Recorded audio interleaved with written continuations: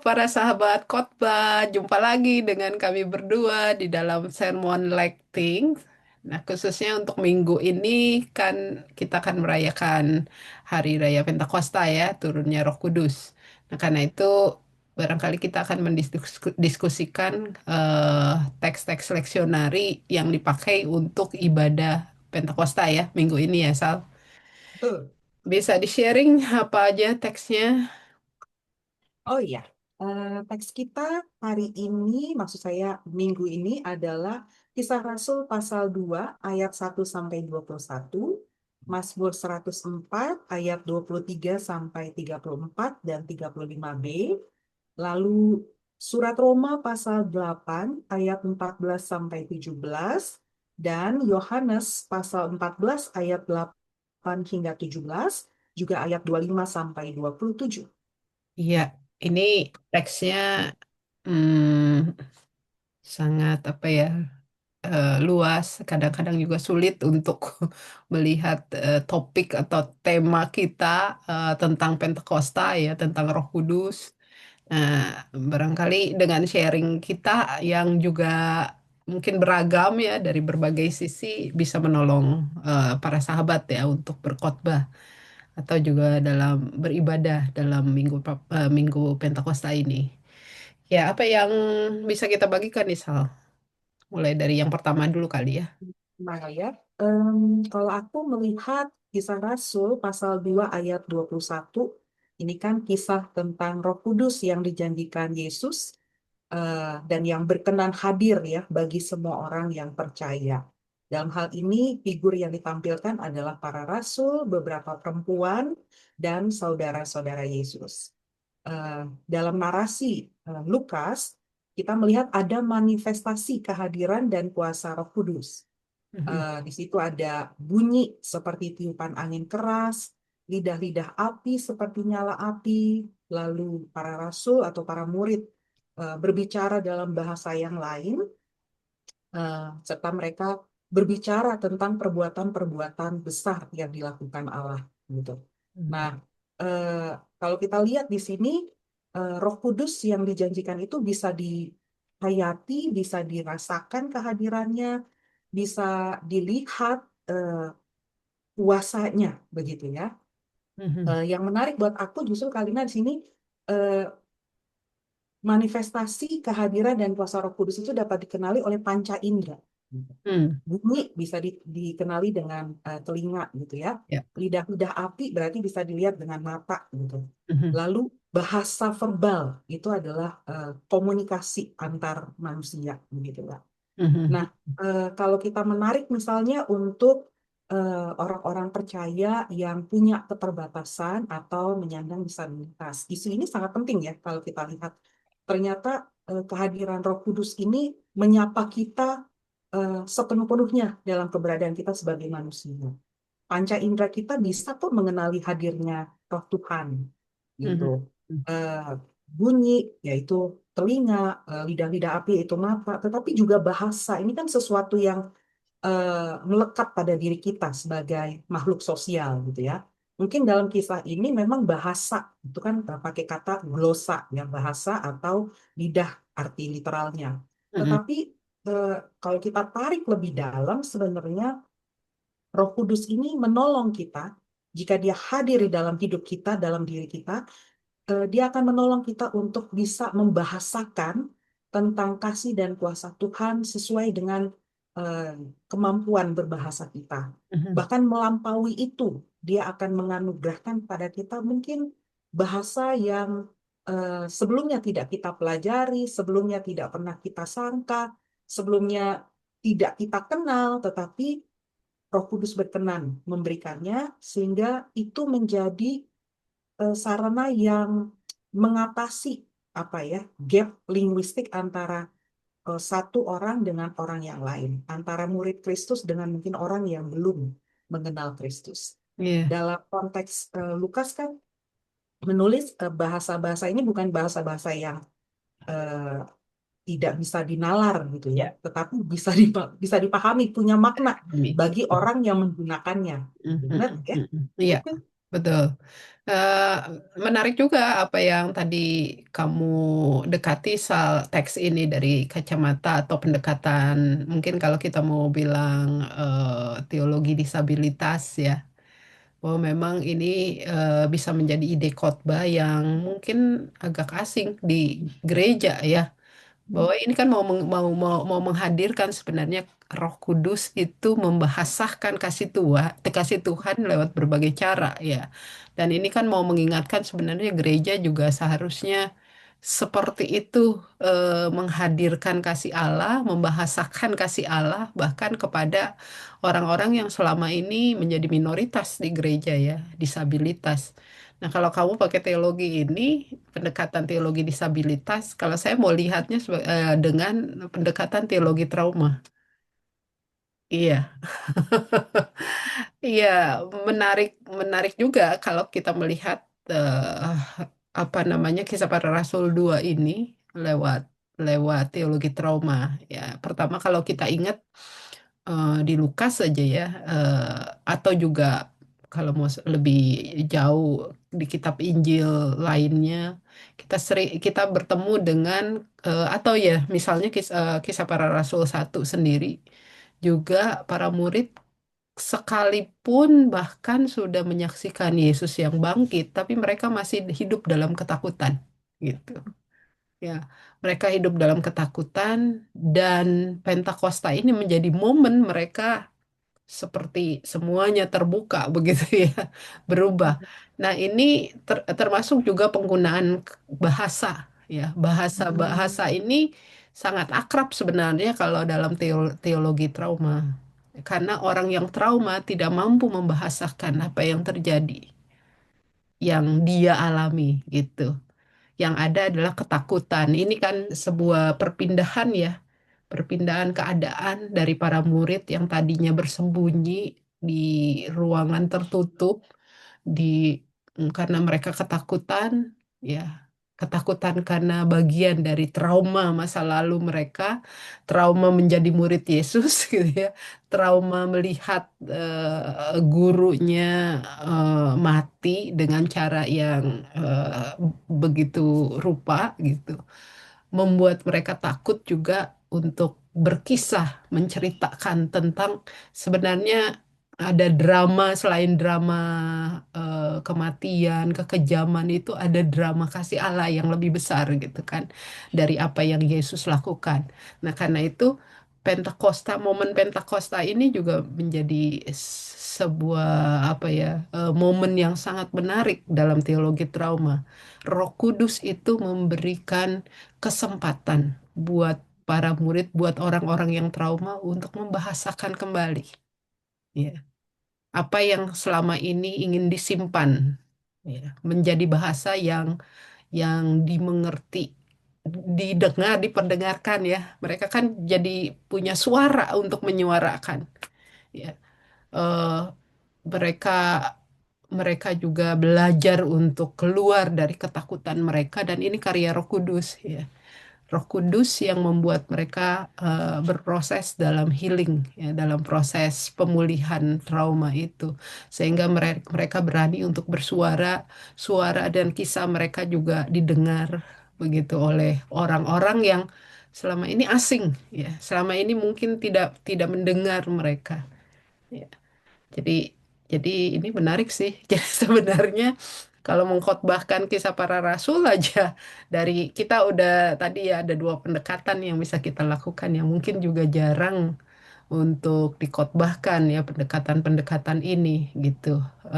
Karena saya yakin juga kalau kita bicara dalam konteks trauma ya, eh, banyak juga para pendengar khotbah kita yang datang ke gereja juga dalam keadaan trauma mereka terkungkung dengan rasa takutnya ya, mereka tidak punya suara untuk itu. Tapi ketika kita mengkhotbahkan bagaimana karya Roh Kudus itu memberikan kekuatan mereka untuk berani untuk bersuara.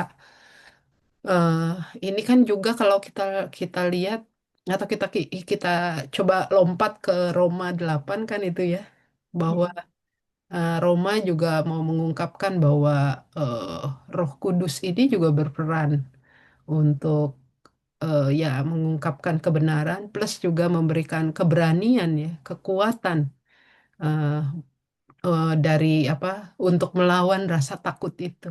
Ya kan, bukan roh ketakutan ya. Kalau saya sih kalau menghubungkan Roma 8 bisa juga gitu ya bagaimana peran Roh Kudus ini. Mhm. Betul. Dan kalau kita lihat ada imbuhan lain yang diberikan oleh Lukas dalam kitab sejarahnya ini, bahwa Roh Kudus tuh hadir. Dia bukan pribadi yang jauh, dia hadir, dia dekat dengan kita, dan kehadiran Roh Kudus ini berlaku untuk semua orang. Tidak ada orang yang dipandang eh, lebih eh, istimewa di hadapan Allah gitu. Tetapi melalui kehadiran Roh Kudus di sini katakan bagi semua orang yang percaya kepada Yesus, apapun jenis kelaminnya, berapapun usianya, apapun latar belakang sosialnya, masa lalunya, itu tidak menghalangi kehadiran Roh Kudus dalam hidup seseorang. Di Iya, sini kita melihat bahwa manusia kan seringkali, bahkan di kalangan orang percaya juga, kita suka menaruh orang-orang itu pada posisi-posisi atau yang hierarki gitu ya, mm, berdasarkan apa namanya, eh, status sosialnya atau tingkat spiritualitasnya, jabatannya dan lain sebagainya. mm, Eh, tapi di sini jelas dikatakan bahwa bahkan anak-anak dan hamba-hamba, dalam bahasa Yunani doulos itu lebih cocok diterjemahkan dengan istilah budak. mm, Mereka ini kan kalangan yang nggak diperhitungkan di masyarakat mm. gitu. Tetapi di hadapan Tuhan mereka adalah orang-orang yang eh, diperkenannya dan orang-orang yang dilayakannya untuk menerima karunia-karunia rohani. Sebagai Anak-anak, Allah ya disebut sebagai ah, anak. betul. Ya, Anak-anak dan para budak ini kan orang-orang yang dianggap tidak dewasa, tidak bisa dipercaya, begitu ya, rendah dan lain sebagainya. Tetapi justru karunia ini diberikan kepada mereka supaya mereka dapat menjadi saksi Kristus. Ada istilah yang aku lupa siapa yang menulis, tapi kita ini seperti apa ya Kak, vessel gitu, yang rapuh tetapi menyimpan sesuatu yang berharga di dalam diri ya kita, itu yaitu dari 2 Korintus juga, 2 Korintus 4 ya. Nah, ya, Paulus juga eh, mengatakan pakai ilustrasi itu. kita benar, kita Hmm. ini semua rapuh begitu. Tetapi oleh karena kasih karunia, Roh Kudus memampukan kita untuk menjadi saksi. Jadi Iya. jangan takut, jangan ragu. Saya nggak cakap berdoa, doa saya nggak didengar Tuhan. Saya nggak punya jabatan gerejawi. Hmm, Kayaknya Atau mentalitas yang saya seperti itu saya masih perlu anak-anak dikurangi. gitu ya, atau juga Ya, saya masih orang anak. benar, atau juga seringkali gereja juga menyingkirkan mereka yang udah tua ya, yang udah Benar. lansia dan merasa bahwa "Oh, udah nggak bisa memberi sumbangsi lah atau apa gitu." Nah sebenarnya ini kan semua mau menggambarkan kehadiran Roh Kudus sebagai gereja ya, yang menghadirkan gereja. Gereja ya seperti itu, di dalamnya orang bisa mendapatkan cinta Allah yang sama ya sebagai anak-anak Allah itu. Dan karena yaitu Roh Kudus dalam hal ini gereja juga kesetaraan ya, eh, memberi suara bagi yang tidak bisa bersuara begitu kan. Nah, ya jadi bisa juga ini mengkhotbahkan tentang kehidupan gereja ya, bagaimana gereja juga menghargai setiap orang yang ada di dalamnya ya. eh, Tadi kalau mau disambungkan termasuk juga yang selama ini disingkirkan, kelompok disabilitas, orang-orang yang trauma, anak-anak gitu yang seringkali terlalu ribut lah kalau ya, atau juga orang-orang muda ya, atau mereka yang masuk usia senior ya, punya keterbatasan dan lain-lain sih. Ini ini yang sebenarnya kalau kita coba mau tarik dari Yohanes ya, yang memang kayaknya agak sulit untuk membicarakan tentang Roh Kudusnya karena Yohanes itu kalau kita lihat membicarakan tentang bagaimana Yesus dan Bapa gitu. Tapi menurut saya inilah sebenarnya ketika Yesus juga bicara tentang nanti akan ada Roh Penolong itu. Ya. Menurut saya, kalau kita mau lihat tadi ya, gereja yang setara, yang menerima siapa saja ya sebagai karya Roh Kudus, bukankah ini sebenarnya Roh Kudus yang juga hadir kalau kita lihat konteks Yohanes ini ingin memperlihatkan tentang Allah Trinitas ya, perikoresis. Ya, kalau kita ngomongin perikoresis, di situ kan jelas sekali dalam konteks Yohanes, Yohanes menggambarkan tentang bagaimana Bapa dan Yesus satu, ya. Siapa yang mau kenal Bapa, ya kenal Yesus gitu. Dan kemudian Roh Kudus juga yang memberitakan tentang kebenaran, memperkenalkan tentang apa yang Yesus ajarkan, sehingga orang bisa melakukan apa yang Yesus lakukan gitu kan. Karena karya Roh Kudus. Jadi kalau menurut saya di sini sambungannya ketika kita bicara tentang Pentakosta, kita bicara tentang bagaimana karya Allah Trinitas perikoresis itu nyata dalam kesatuan kehidupan bersama gereja ya. Tadi kalau misalnya kita bilang mau gereja itu adalah menerima siapa saja, setara, tidak ada hierarki dan lain-lain ya. Itu kan mau menggambarkan bagaimana eh, Roh Kudus memperlihatkan tentang Allah yang setara, Allah yang penuh cinta sama gitu ya, tiga dalam satu itu eh, sangat indah kan. Dia tidak ada yang lebih tinggi, ya, tidak ada yang lebih rendah, tapi eh, oknum ini, tiga pribadi ini berdansa bersama, menari bersama, memainkan gerakan yang sama, lagu yang sama, yaitu tentang karya Allah kan. Dan Mhm, justru karena eh, kesatuan ini, mhm, eh, kita belajar bahwa kita memang berbeda, tetapi satu di dalam Tuhan. mhm, Kita mhm, belajar bagaimana merawat kepelbagaian, termasuk kepelbagaian karunia-karunia rohani, gitu ya. eh, di mana kita mengakui bahwa karunia yang diberikan oleh Roh Kudus dalam surat-surat Paulus yang lain juga kita mendapati itu ya, bukan hanya karunia berbahasa gitu ya, tapi ada karunia lain yang memang Roh Kudus berikan dengan cuma-cuma kepada semua orang yang diperkenannya supaya kita saling membangun. Kita tanda petik berdansa bersama seperti Allah Trinitas berdansa bersama dalam kepelbagaian tetapi dalam satu karya keselamatan yang melengkapi satu dengan yang lain. mhm, Aku mhm, mendapatkan jaminan dari perkataan Yesus bahwa eh, jika kamu meminta sesuatu mhm. kepada Bapa di dalam namaku, maka Dia akan Dari melakukannya ya. supaya Bapa dipermuliakan di dalam anak. Lalu Mhm, Tuhan Yesus mengulangi lagi, jika kamu meminta sesuatu kepadaku dalam namaku, aku akan melakukannya.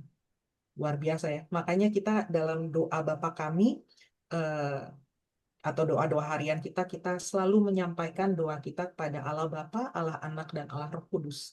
mhm, Dalam keyakinan di dalam Yesus Kristus apa yang kita minta berkaitan dengan kebutuhan kita, harapan kita, rencana kita, atau bahkan kekhawatiran kita, kita akan mendapatkan perhatian Allah dan jawaban sebagaimana yang kita harapkan. mhm, Ini mhm, jaminan ini penting sekali supaya kita semua menyadari di tengah situasi dunia yang semakin carut marut, banyak sekali penderitaan, banyak sekali berita-berita yang menakutkan akhir-akhir ini.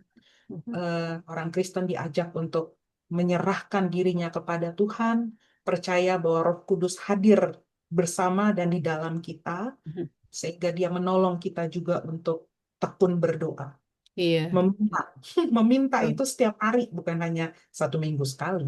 Betul. Dan kata buat saya yang menarik juga dari Yohanes ini kata Roh Kudus sebagai penolong ya.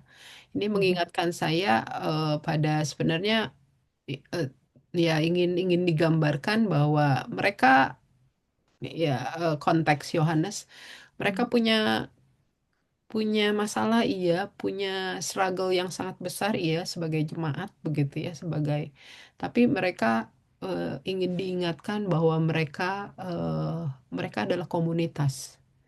Ya, komunitas Allah gitu ya. Yang tadi kalau mau pakai istilah anak-anak Allah ya, satu komunitas dan kata penolong ini mengingatkan saya sama dengan apa yang disebut dengan kita bisa bertahan sampai hari ini tuh kadang-kadang karena ada support system, yaitu komunitas terdekat kita gitu ya. Baik itu keluarga, baik sahabat, kerabat kita, atau bahkan juga orang asing yang kita nggak kenal, lalu kemudian memberikan support ya. Kita kita ada, kita bisa bertahan menghadapi apapun juga karena support system. Nah, Roh Kudus ini gitu ya. Roh Kudus ini yang sebenarnya diberikan oleh Allah menjadi support system kita. Ya, kehadiran Roh Kudus yang kemudian menjadi gereja sebenarnya mau mengajak kita kembali, mari sebagai gereja, jadilah support system buat setiap anggota jemaat atau bahkan juga komunitas di luar gereja ya. Di mana misalnya dalam konteks Indonesia, bagaimana gereja menjadi support system buat eh, Indonesia dalam memperjuangkan banyak hal ya, menolong mereka yang menderita, apalagi sekarang eh, apa ya banyak ketidakadilan, eh, Kerusakan lingkungan. kerusakan lingkungan ya. Ini gereja berperan sebenarnya menjadi support system buat menyelamatkan lingkungan gitu ya, buat mendukung mereka yang menderita, memperjuangkan keadilan dan sebagainya. Betul. Sehingga melalui kehadiran gereja, Hmm. keberpihakan gereja kepada mereka yang tertindas, mereka yang menderita, itu menjadi tanda yang memverifikasi kehadiran Roh Kudus dalam hidup kita. Karena kasih juga menjadi bahasa kehidupan, menjadi bahasa sosial, menjadi bahasa yang bisa dipahami oleh berbagai anggota masyarakat, lintas agama, lintas ras, lintas kepercayaan. Mhm. Dan bagi aku memang jangan sampai kita membatasi bahwa kasih karunia Roh Kudus itu semata-mata bentuknya bahasa verbal gitu. Mhm. Karena ketika dia hadir seperti bunyi, seperti lidah-lidah api itu menunjukkan bahwa dia sangat fleksibel. Roh Kudus itu bisa hadir dengan berbagai cara sesuai dengan eh, yang dia kehendaki dan yang bisa kita pahami sebenarnya gitu. Ini Betul. kalau aku lihat beberapa kali misalnya ada juga kasus-kasus yang kita layani kehidupan masyarakat apa kehidupan jemaat yang hidup sendiri di tanah rantau misalnya Hmm. masuk ke gereja, gereja menjadi harusnya menjadi diharapkan oleh dia, dibayangkan olehnya itu seperti rumah kedua, Hmm. seperti Hmm. keluarga buat dia, di Hmm. mana dia bisa merasa aman gitu. Hmm. Tapi ketika masuk ke gereja justru dia merasa kok sendiri ya. Aku asing di tengah komunitasku sendiri gitu. Nah, Ya, ya. ini perlu kita mendapat perhatian bahwa banyak orang-orang yang tanda petik kesepian Mhm. di tengah gereja yang memuliakan Tuhan gitu. Mhm. Iya, Bagaimana itulah peran kita ya? betul. Itu yang tadi saya bilang bahwa kita ngomongin soal peran Roh Kudus sebagai penolong, ya Ya, gereja hadir sebagai support system, termasuk buat mereka yang kesepian ya di tengah dunia yang ramai. ya, di tengah Iya. duka ramai. Mhm, mhm, mhm. Betul. Ya menjadi, Dan mhm, ya menjadi penolong, pendengar, barangkali orang yang kesepian kan kadang-kadang nggak perlu mendengar begitu banyak nasihat atau ya, apalagi penghakiman kan. ya, Cukup menjadi sahabat yang duduk diam, menangis bersama, berefleksi bersama, mencari makna bersama kan. ya, Itu. betul. Hmm. Ini Pokoknya mungkin ada ya, kaitannya ya Kak, sama Mazmur ya, iya 100 nih. betul.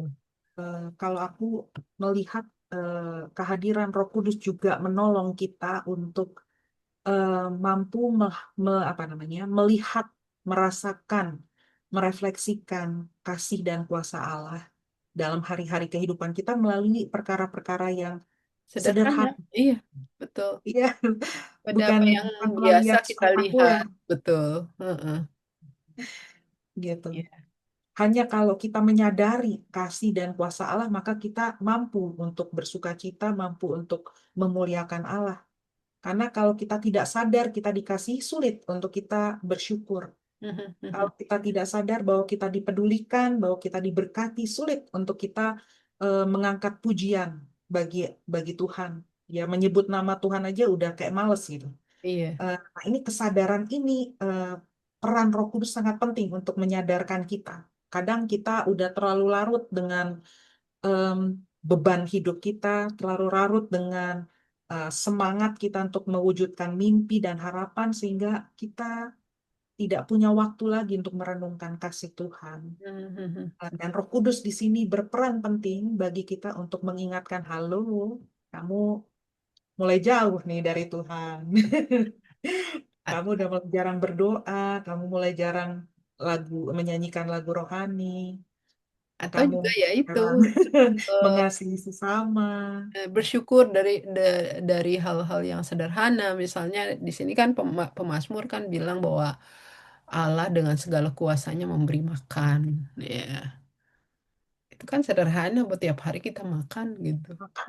Mhm. Tapi bagaimana ini dimaknai sebagai apa ya, sebuah karya Allah ya yang memelihara.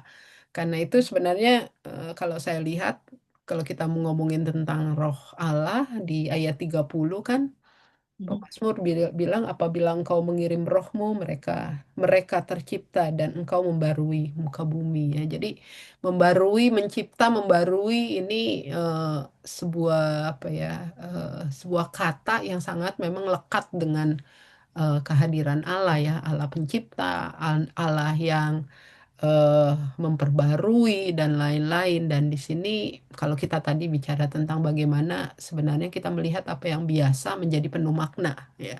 Ya, Kan membarui, mencipta itu kan melihat apa yang biasa itu kemudian kita refleksikan, kita temukan menjadi makna baru ya dalam hidup ini. Ini yang akan membuat kita terus-menerus hidup di dalam rasa syukur dari hal-hal yang sangat sederhana dalam hidup ini. ya. Dan kedua kata kerja ini adalah sebuah proses yang berkelanjutan, Mhm. bukan sesuatu yang final gitu. Mhm. Jadi kalau apa yang baik yang kita alami hari ini itu bukan akhir dari kebaikan selanjutnya dari Tuhan. Mhm. Tuhan menyediakan kebaikan-kebaikan selanjutnya Hmm. gitu. Termasuk Dan juga apa yang buruk belum tentu selama-lamanya kan buruk. semuanya Iya. betul. Karena Tuhan memulihkan, Tuhan membaharui Mhm. gitu. Bisa jadi kadang-kadang yang dibaharui bukan hanya situasinya atau kondisinya, tetapi hati kita. Iya. Bisa jadi pikiran kita, perasaan kita yang dibaharui. Mhm. Mhm. Eh, Dulu aku pernah juga berdoa, Tuhan kasih saya kesabaran. Mhm. Saya berpikir itu, wah langsung turun tuh. Wujudnya seperti apa nggak ngerti. Pokoknya tertanam dalam hati gitu ya. Langsung secara klik jadi orang sabar. Ternyata prosesnya nggak segitu mudah. Saya dikasih orang-orang yang menjengkelkan, orang-orang yang menguji kesabaran gitu ya. Tapi nanti di ujungnya baru baru bisa merefleksikan proses yang terjadi. Oh, ternyata kesabaran itu adalah proses didikan Mhm. batin, akal budi, perasaan. Mhm. Mhm. Mhm. Iya. Dan dalam proses itu ada karya Roh Kudus yang mengingatkan kita. Mhm. Iya. Kayaknya banyak juga ya ide-ide khotbahnya nih. Kayak gitu ya. Wah, Iya. Ya, semoga ini memang membantu buat teman-teman yang akan berkhotbah di hari boleh. Pentakosta ini. eh Biarlah rasa syukur juga boleh kita bawa sebagai ungkapan atas kasih Allah yang begitu besar. Dan buat teman-teman yang mau beribadah juga kiranya diskusi ini juga melengkapi ya teman-teman untuk terus berproses di dalam hidup bersama beriman kepada Allah Trinitas. Terima kasih Roh Kudus Terima sudah datang kasih. buat kami. Iya, Ya, sampai jumpa dalam sermon Lex berikutnya. Tuhan berkati. Tuhan berkati. Bye.